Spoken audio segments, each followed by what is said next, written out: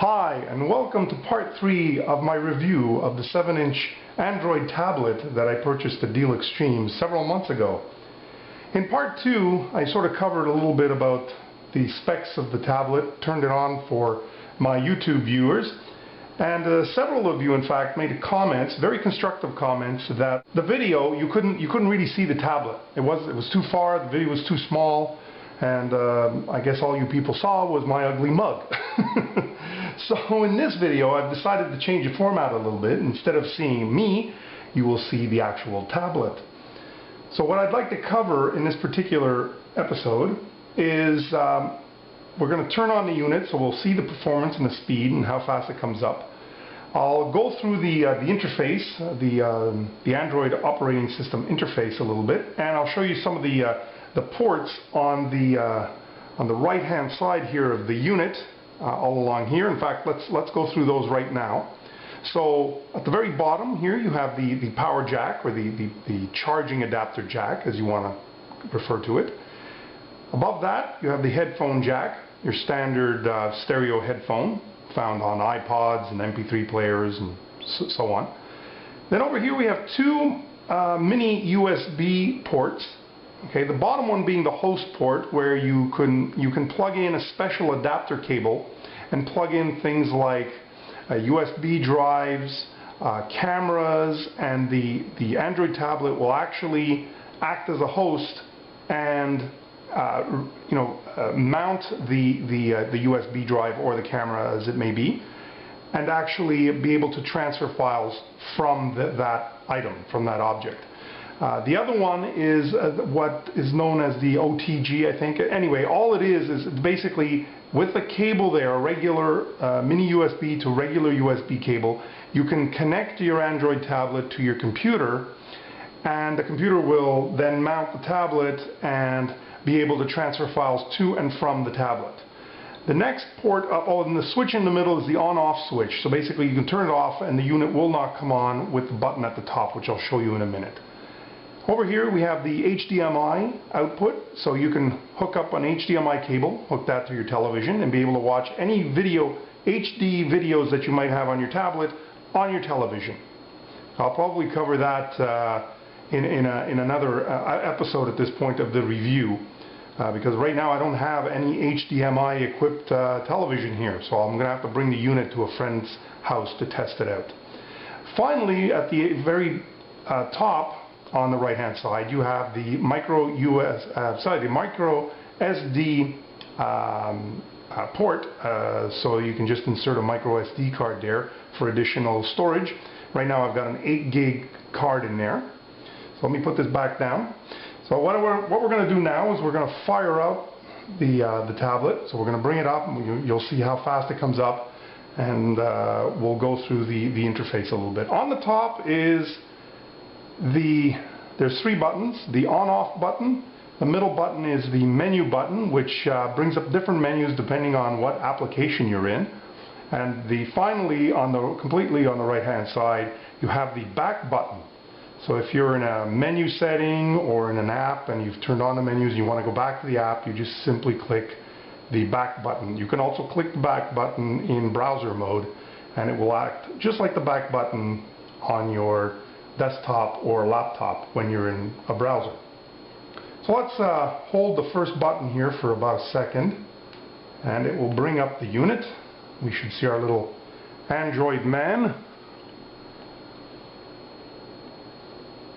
And you get the welcome screen that says Dropad, and this welcome screen is specific to this URL, which is probably the company that made the firmware. And over here we have the little Android symbol, little Android robot, and then the Android operating system itself will boot up. This takes approximately 15 to 20 seconds or so. It's not so bad. So if you wanted to leave your Android tablet off to conserve battery power, you can do so, and it comes up relatively quickly, as you've just seen. So when you're looking at the welcome screen for the Android operating system, they almost always come up in the same way. You have the time, the date. You have 2 buttons here, and you have a notification bar at the top.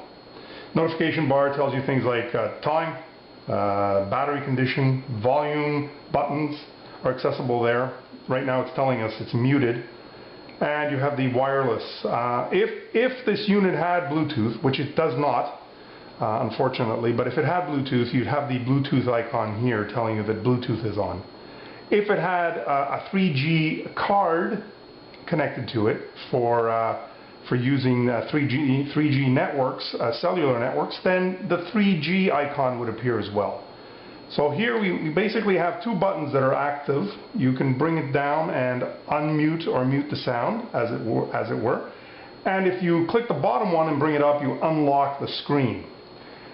In Android world, the screen, you have several screens. Sort of think of them as desktops, but although you cannot actually run an application in a separate desktop. However, what you can do is have different apps and different icons for apps on the different various desktops or menus or whatever you want to call them.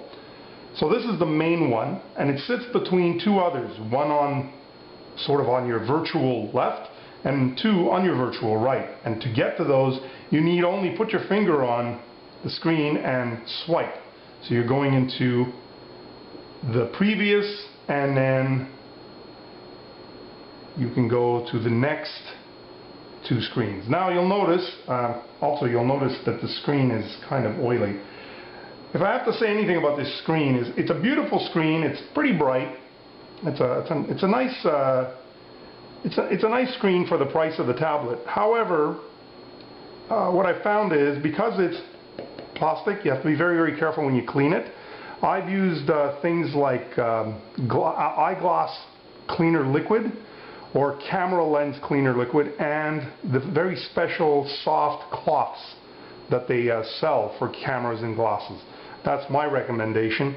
And so you put a bit of liquid, you clean it off, and then you flip the rag gently over several times and gently wipe it until you sort of get a nice glossy look to the tablet.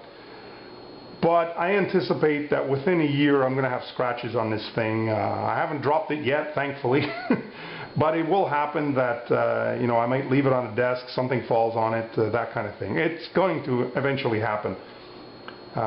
And I said, unlike the iPad and iPod Touch and iPhones, which have a glass screen, this is plastic and I would imagine tends to scratch easily. So let's continue. So you've seen how fast it starts. This is the interface. The middle, sort of the main menu at the top, you have the Google search bar, so you can click on that, type in a few things, and I'll click on it and show you that it actually can remember the last few searches you made.